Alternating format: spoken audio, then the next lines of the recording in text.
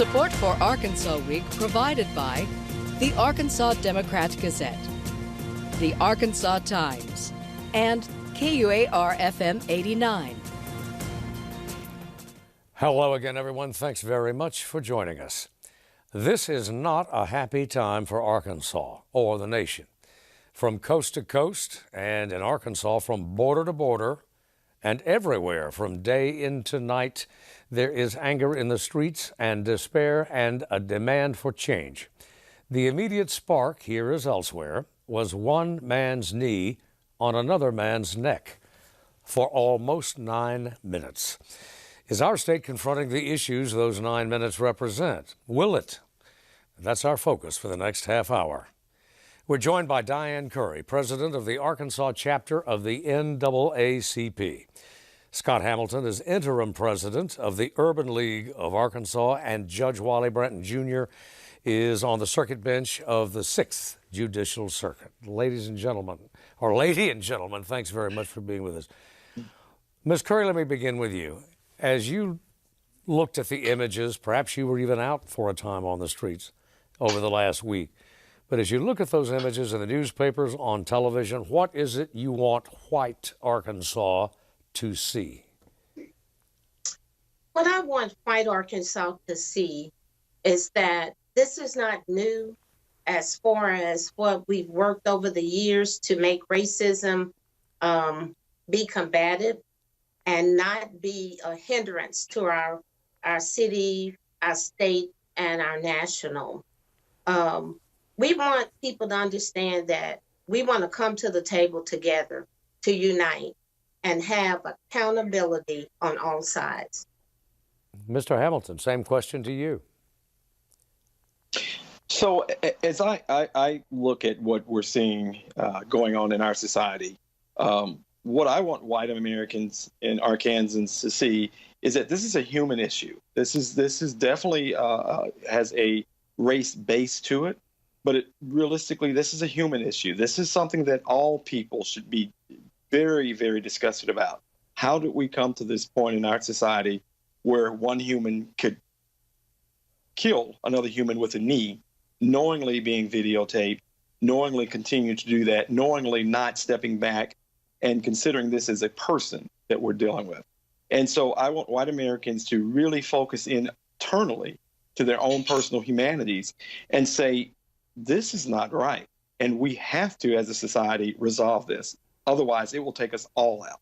Well, Mr. Hamilton, you said just a second ago, how did we, or you asked rhetorically, how did we come to this point? Much of the argument over the last, actually for the last 60 years or longer, has been that we have been at this point for far too long. That this isn't a new phenomenon, right? The incident with Mr. Floyd was not the apex, but rather a continuation. So I believe the difference we have here at this point is that we have technology. I mean, there's been this issues and these scenarios have gone on for many, many years. So you're absolutely right. This is not a new point, but I think this is a realization. This is one where, we had Trayvon Martin, we had audio, right? One could still in their mind decide what they wanted to believe from what they heard and were told. In this instance, it's kind of hard to argue with your own eyes. I mean, there's really not much that one could say could be different or would give me a reason not to engage. This is kind of in your face. And so I think that's the first piece. Also, too, we're dealing with a different generation of young people that are very active, very focused on the challenges here. So I think technology has kind of changed to a point where we cannot in any way, shape, or form not recognize what happened. Judge Branton, over to you now. Your first thoughts. Well, I agree with both Mr. Hamilton and Ms. Curry. We have been dealing with these issues really since the beginning of this country. Initially, the indigenous people were the ones who were discriminated against when slaves were brought from Africa and free blacks were brought here. They ran into discrimination. So this is something that has existed basically since the founding of this country. This country has never had a real reconciliation on the issue of dealing with bigotry, racism, and oppression. something similar to that they had, I believe, in South Africa. Now, I'm not sure how well that went.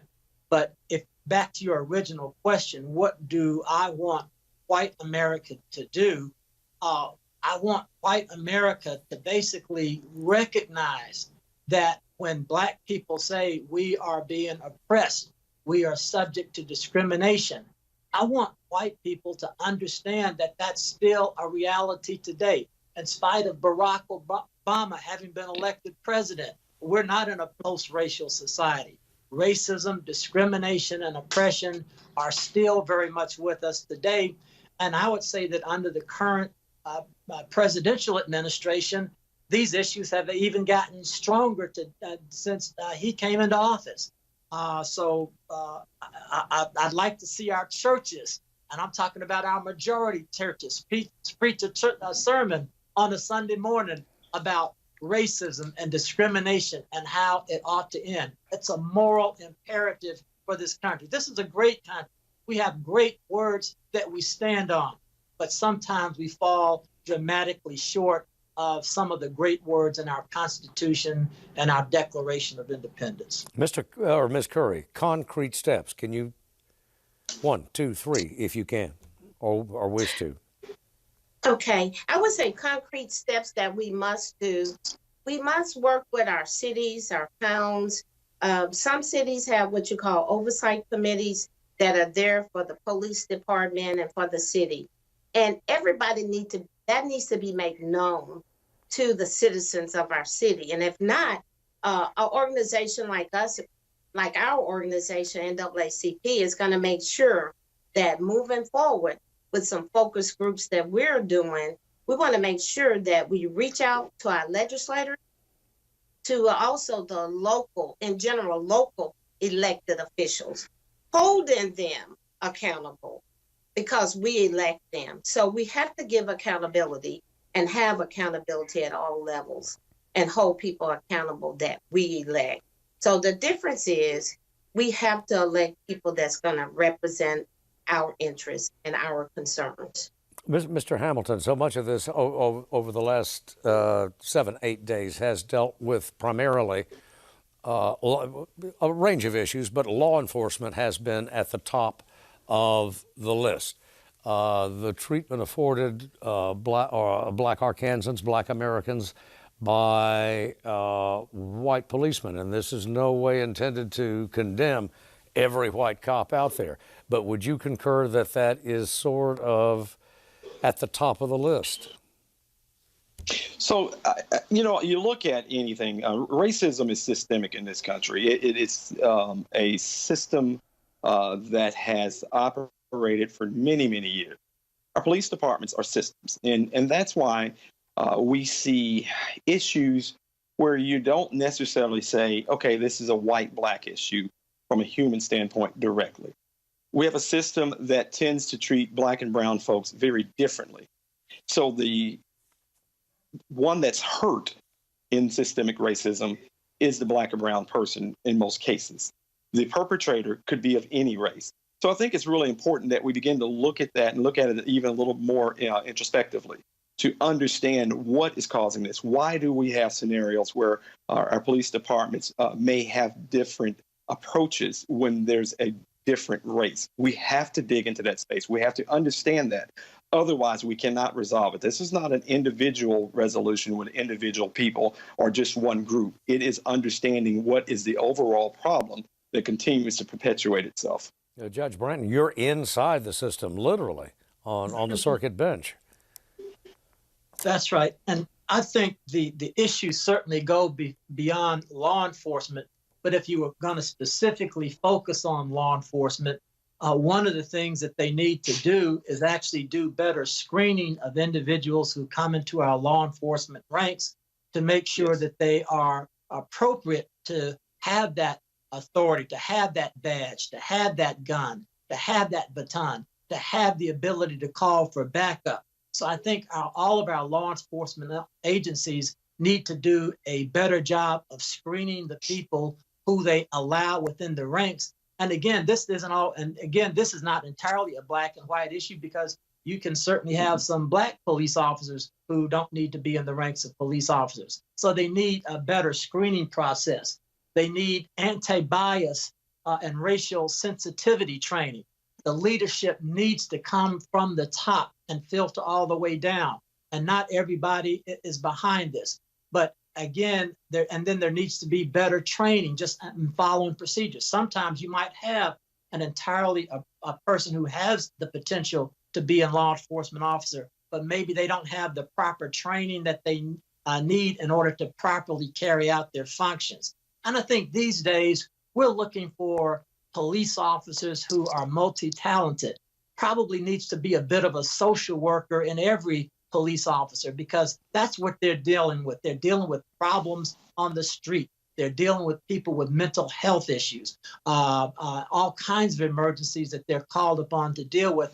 But I would venture to guess that a lot of police officers have just not been adequately trained in order to handle the various problems that they're forced to deal with. And then we can talk about the larger issues with society at large, but that was just my comment as far as police departments go. And there actually does need to be accountability.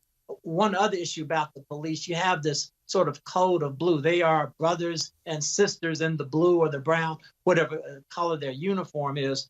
But one of the shocking things about the George Floyd situation is that there was one officer, Officer Chauvin, who I would primarily kind of hold accountable. But then why didn't the other three officers who were there do something, say something, when it was obvious that Mr. Floyd was in distress? And it's been reported that one of the officers even said, I don't detect a pulse. I don't detect a pulse. Can we turn him on the side? And Officer Chauvin chose not to and let him die there limpless for a couple of minutes.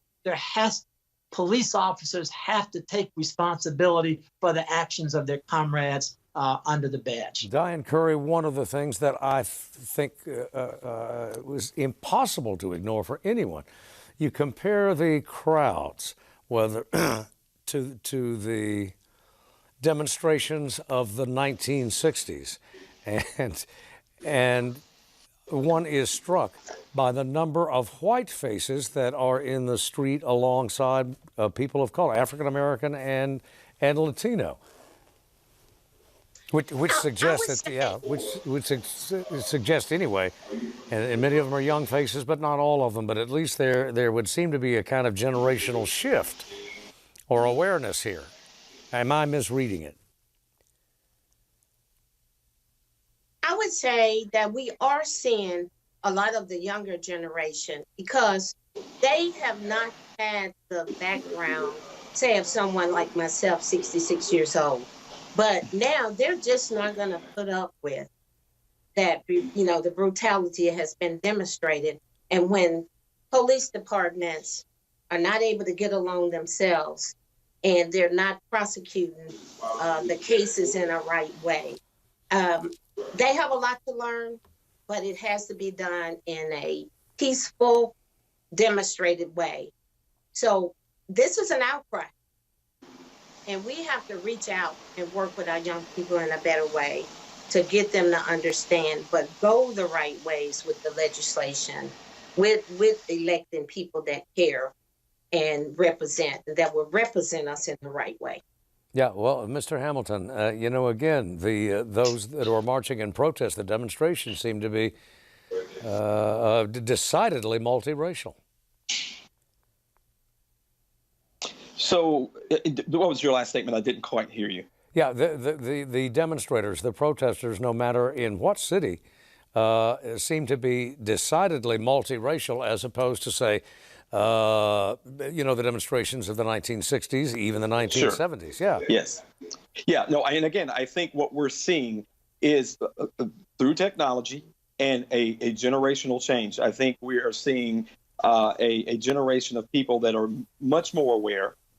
They're a little further away from the Jim Crow laws. My great-grandmother was a slave. And so there's not that direct connect from that space. So there's a very different understanding in terms of our society and a different level of expectations. And so when these expectations are not being met or the realities of what we're seeing in disparities, I think this generation in itself, and when I say this generation, I'm talking about black, white, all races, are in a different space in terms of the response and expectations. Secondly, I also think that, again, as we said, with technology now, I mean, the world has seen George Floyd die on the camera. And that is a human issue. No one can watch that video that is a human without some type of effect that would cause you to want to say, how can this happen? Why is this happening? What can I do? And that's what we're seeing. I think we are seeing some of the benefits and some of the work of the civil rights era that we've all seen, but we're nowhere near there. And so, again, I think the multiracial that you're seeing out there is a solidarity, I think, more on that human level. We don't seem to see as much divisiveness, I think, as it comes in this generation. I think the challenge is that we, again, have systems that are perpetuating a lot of the wrongs of our past. We have not corrected those, and these are the things that we must do. I would ask you to, all three of you, to address this. There have been suggestions over the last 3 days of outside influences, kind of a Pyrrhic irony there anyway, but, you know, a generation, 2 generations ago, they'd be called outside agitators. But we hear rumors or allegations of Antifa, of others who have come to Little Rock or to Conway, maybe Fort Smith, Jonesboro, West Memphis, purely to cause chaos without a real emotional stake in the battle. Is there anything in your experience, do you have any indications that the demonstrations in Arkansas have been anything other than organic, indigenous? Mr. Hamilton? If I could. Okay, yeah, I'll go ahead. I would say absolutely. I don't think that we can in any way, shape, or form assume that Arkansas is anything different from what we're seeing elsewhere. There's no question that there are agitators, that there are folks that are coming into spaces to continue to try to perpetuate the ills of our past. I personally have talked to several people that have seen pallets of bricks downtown. I was downtown, met with Roby Brock a couple of days ago. And as I walked up to his facility where there was a kind of a issue with the state police right across from the Capitol, I noticed a lot of stones and rocks in the street that were utilized to break a few windows. I'm down here every day. I've never seen those type stones. So, you know, you hear those, I haven't seen it directly. But again, I don't think we can fool ourselves to think that those that do not want to see the type change that we're advocating for are going to lay down and not be active in terms of trying to create and divert the attention off the peaceful protests. Dianne Curry. Yes. I have been told that we have had outsiders in our city, but also I've talked with a lot of I'm on Facebook and on Instagram some, and we know that things are being agitated by maybe outsiders to a certain degree. But then we have so many young people that don't understand all the underlying effects of what could happen if they don't stay in a peaceful way. But I think the whole matter is that we need change. We need that systemic change for our people to work more together and to understand what's happening with our youth. And we need those changes to be implemented, not just talked about. Yeah, Judge Branton. Excuse me. Judge Branton. We know from our own intelligence agencies and the Justice Department that in 2016, there was foreign efforts to interfere in our elections through social media and whatnot. And I believe that those efforts are still continuing. So to the extent to your question, whether or not there could be outside agitators coming in Arkansas, I think that's a distinct possibility.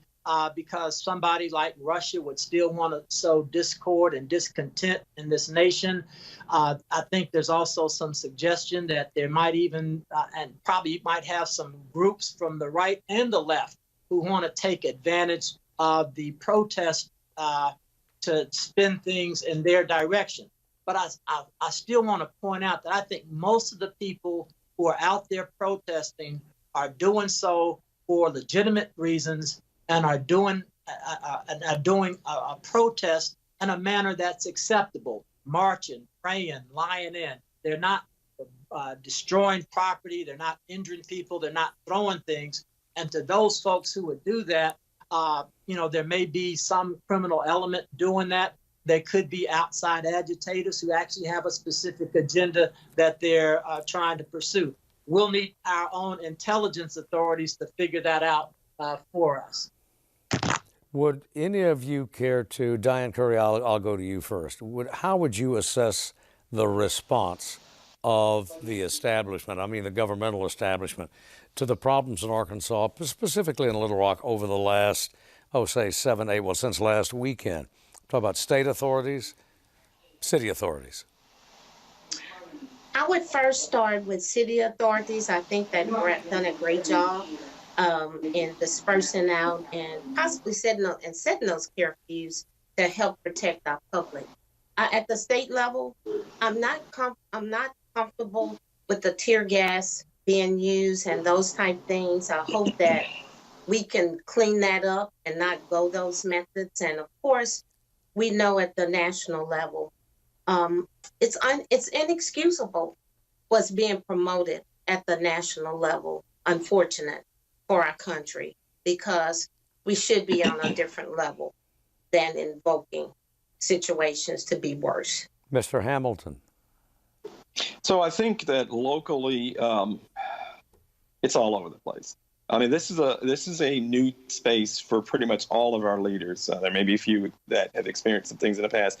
I think the city has certainly taken an effort to try to manage and maintain and do things that can protect the city, that can protect citizens, that can protect property, that can also be cognizant to what the protests are about. And we need to keep that in perspective. This is, again, a human killed another human. That's where it is at the base level. And there's a lot more, depth into that space. The protests, the riots, the looting, all of that is certainly occurring, but that is not the issue at this point that we should spend time on. Nonetheless, that's where we are. I think our state leadership is approaching getting some understanding. Certainly the immediate reaction or response has been, protecting the city, protecting citizens through the use of state police and I believe some with the local guard. I think that we have to look at how that's being used. Again, kind of what we talked about earlier, making sure that these entities have the appropriate sensitivity, particularly when you come into an area and community that may not be your community, that may not be your home. I think that's something that we're going to need to dissect post this situation very deeply. And I believe these are the type of things that we will need to do with all of our leadership to really have some conversations about how to address these types of scenarios, because this won't be the last one that we will see. I'm confident. So I think that we as a state are doing the best we can. I think there's a lot of room for improvement. Nationally, I think our national response is pretty sad. And I think actually is doing things that are not in any way, shape, or form, in my opinion, that are proactive to try to address the issues that we see. Probably constitute major damage if it was your window or your car or your nose.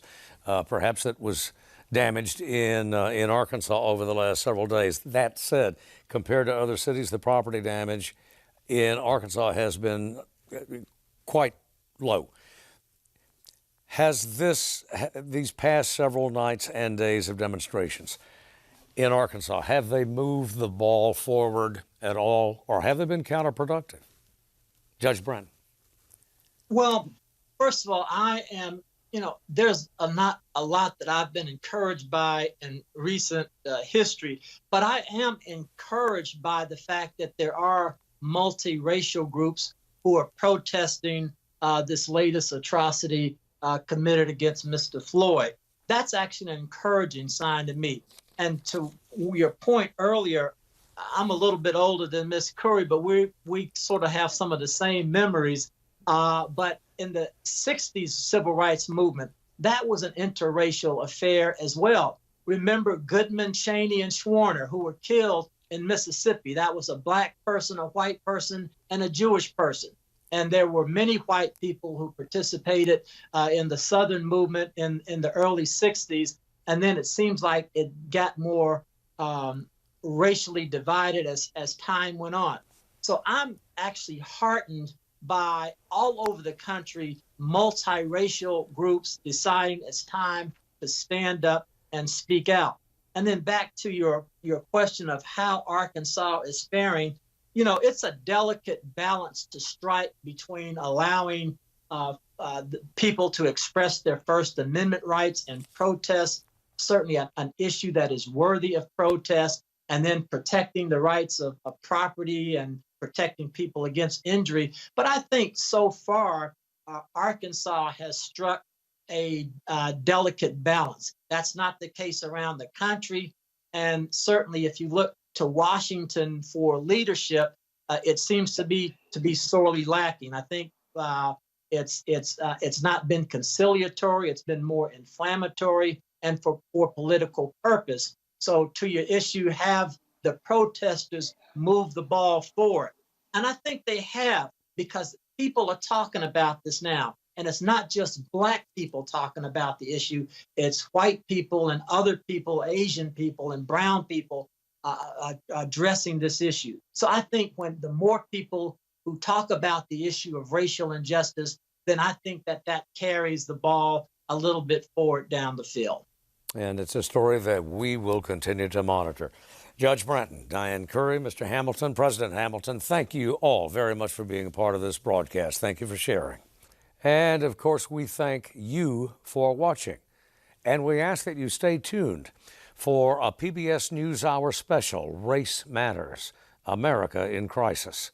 It's a focus on the frustration that's pouring out onto American streets. It involves police brutality, America's deep systemic racial disparities in every field, housing, healthcare, especially during the COVID-19 pandemic, an important program we urge you to watch. Thanks, and we'll see you next time. Support for Arkansas Week provided by the Arkansas Democrat-Gazette, the Arkansas Times, and KUAR-FM 89.